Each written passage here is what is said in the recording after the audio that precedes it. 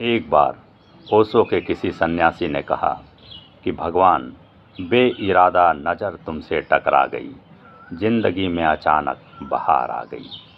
मौत क्या है जमाने को समझाऊं क्या, एक मुसाफिर को रास्ते में नींद आ गई। रुख से पर्दा उठा, चांद शर्मा गया, जुल्फ बिखरी तो काली घटा छा गई।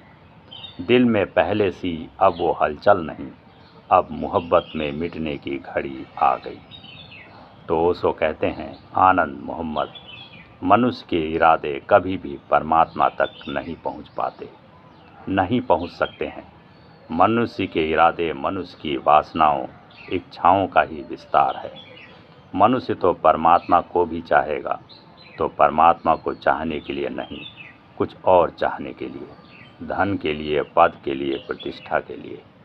मंदिर हैं, मस्जिद हैं, गिरजाघर हैं, गुरुद्वारे हैं, इतनी पूजा है, इतनी प्रार्थना, इतनी आराधना, और सब झूठी। इरादे ही नेक नहीं, बुनियाद में ही भूल है। लोग प्रार्थनाएं कर रहे हैं, लेकिन प्रार्थनाएं दबी हुई वासनाओं के ही रूप हैं। कुछ मांग है, और जहां मांग है वहां कैसी प्रार्थना। प्रार्थना धन्यवाद है, अनुग्रह का भाव है।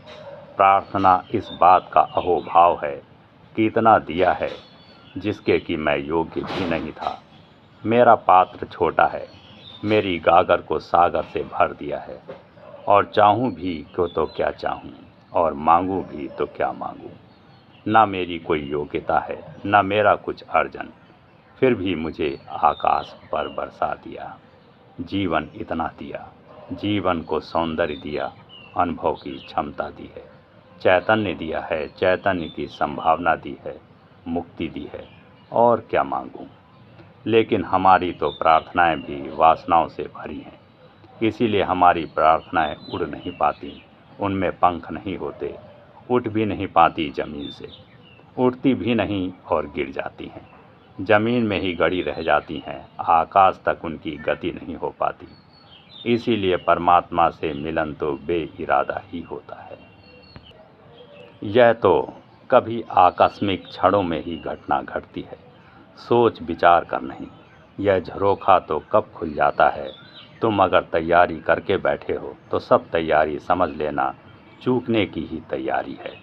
दूर से आती कोयल की आवाज़ सुनते सुनते झरोखा खुल जाए, प्रार्थना बन जाए कि सुबह उगता सूरज और क्षण भर को तुम स्तब्ध हो जाओ, और झरोखा खुल जाए कि रात तारों से भरी हुई और तुम्हारे भीतर सोच विचार ठहर जाएं। बस यही